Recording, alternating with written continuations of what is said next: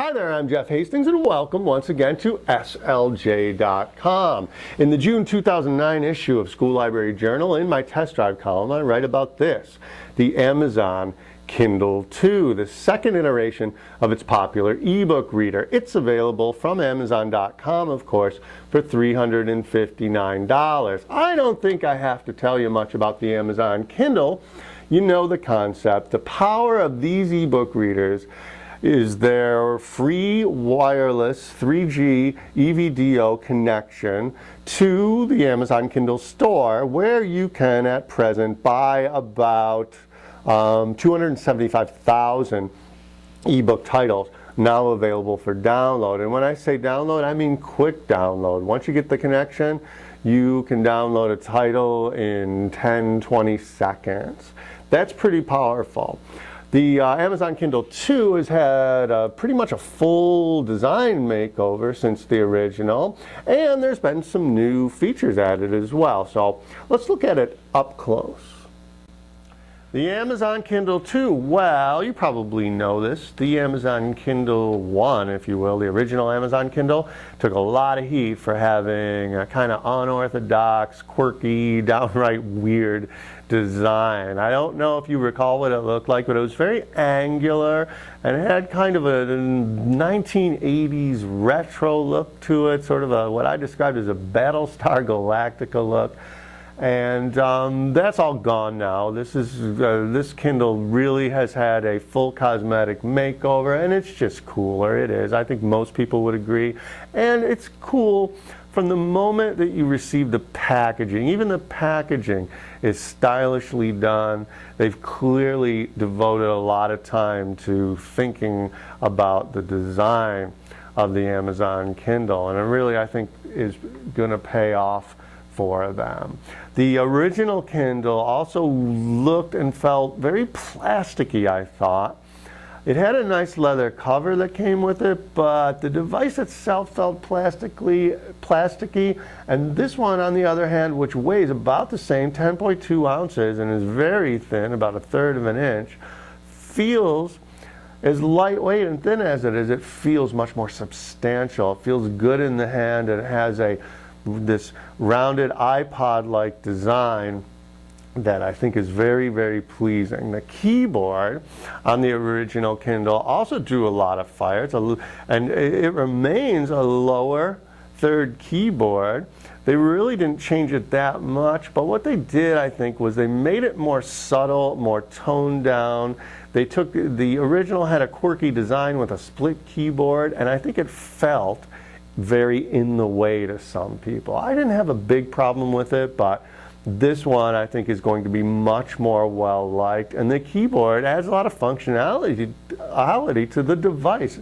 It comes in handy when you're, adding notes to a selection, which you can do, or searching Wikipedia or other websites, which you can do. The web browser, by the way, right now, forget about it. It's not that good. This is not a device that you're going to buy, or you should buy, thinking, oh, I'm going to have portable web access.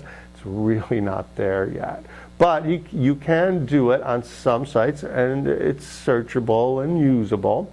And even when you're buying stuff from the Kindle store, the keyboard comes in handy. The difference now, I think, is that it's a lot more forgettable when you're just reading on the device. You kind of forget the keyboard's there now, which is exactly as it should be. The display, well, I continue to wish, I guess, that the display was a little bit bigger. Like the original, it still has a 6-inch diagonal display. What they've done, and you can see it right now, they've made an improvement though on the display in terms of the levels of grays available, which is especially fortunate for images. So this image is being rendered using 16 shades of gray, where the original only had 4. I'm going to wake this up now and we'll say goodbye to this image, and I'll show you just a plain page. Here's what a typical book page looks like. The text size is changeable, of course, and e-ink screens, I'm presuming you know about them. They're not backlit, they don't cause a lot of eye strain, they're viewable in full sunlight, and they take no power to keep this display up until I refresh the page and go to a new one. The page refresh is now faster on the Kindle 2 than it was on the original as well. So, pleasant reading experience from the screen, and because of the overall design, I just wish this was a little bit wider.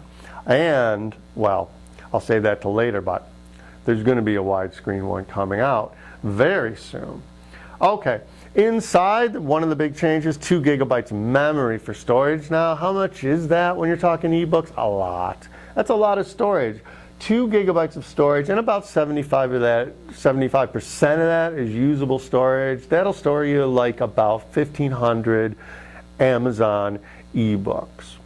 And that's a lot of books. Now, you know, this will play music too, speakers in the back. So if you load MP3s on here, you're going to take up a lot more space. Same with audiobooks, which it will also play. But 2 gigs of storage should be more than ample. And remember, everything that you buy from the Kindle store, and you know what? This is what the Amazon Kindle is about.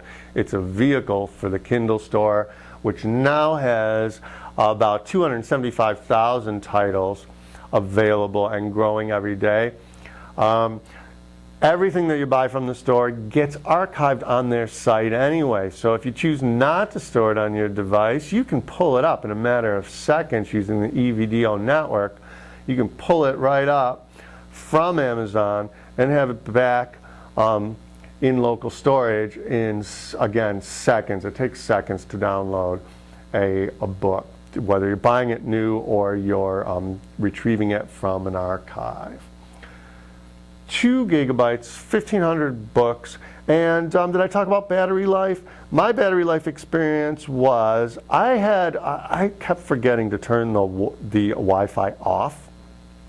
If you do that, you save a lot of power. I kept forgetting to turn it off, and I still was able to read an entire novel over the course of a couple evenings from the device without having to charge. I didn't have to charge till I was done with a novel. So that's pretty good, I think. And Amazon says that had I turned the Wi-Fi off, I probably could have expected several more days of usage from the device before I had to recharge it.